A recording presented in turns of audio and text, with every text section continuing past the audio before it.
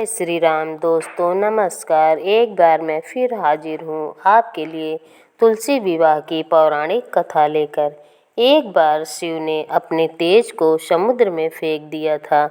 उससे एक महातेजस्वी बालक ने जन्म लिया। यह बालक आगे चलकर जालंधर नाम के पराक्रमी दैत्य राजा बना। इसकी राजधानी का नाम जालंधर नगरी था।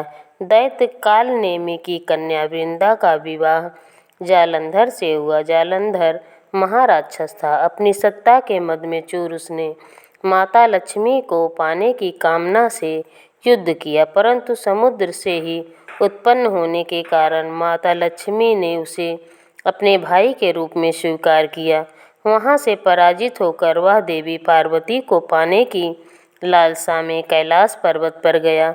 भगवान देवाधिदेव शिव का ही रूप धरकर माता पार्वती के समीप गया, परंतु माँ ने अपने योग बल से उसे तुरंत पहचान लिया तथा वहां से अंतर्ध्यान हो गई।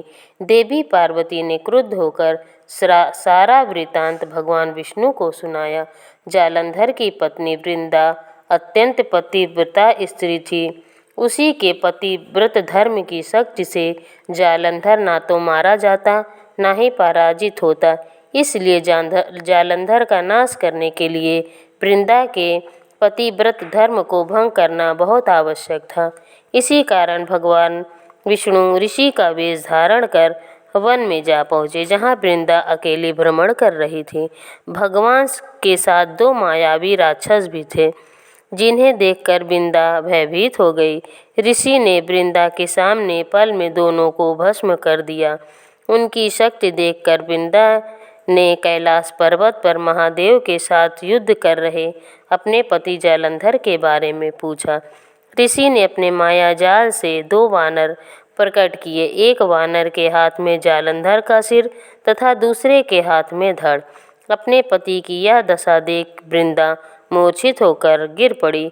होश में आने पर उन्होंने ऋषि रूपी भगवान से विनती की कि वह उसके पति को जीवित करें। भगवान ने अपनी माया से पुनः जालंधर का सिर धड़ से जोड़ दिया, परंतु स्वयं भी वह उसी शरीर में प्रवेश कर गए।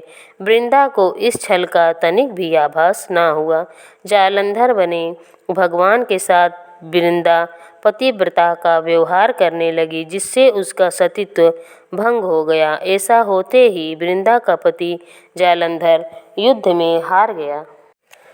इस सारी लीला का जब वृंदा को पता चला तो उसने क्रुद्ध होकर भगवान विष्णु को हृदयहीन शिला होने का श्राप दे दिया।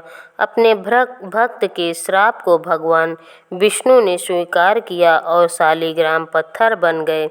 सृष्टि के पालनकर्ता के पत्थर बन जाने से ब्रह्मांड में असंतुलन की स्थिति हो गई। यह देखकर सभी देवी देवताओं ने वृंदा से प्रार्थना की कि वह भगवान विष्णु को श्राप मुक्त कर दें।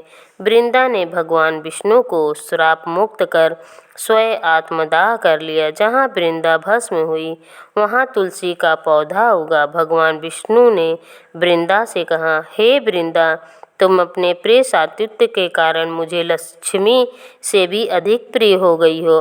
अब तुम तुलसी के रूप में सदा मेरे साथ रहोगी। तब से हर साल कार्तिक महीने के देव उठवनी एकादशी का दिन तुलसी विवाह के रूप में मनाया जाता है। जो मनुष्य भी शालिग्राम रूप के साथ तुलसी का विवाह करेगा, उसे इस लोक और परलोक विपुल यश प्राप्त होगा। उसी दैत्य जालंधर की यह भूमि जालंधर नाम से विख्यात है। सती वृंदा का मंदिर मोहल्ला कोट किशनचंद में स्थित है। कहते हैं कि इस स्थान पर एक प्राचीन गुफा भी थी, जो सीधी हरिद्वार तक जाती थी।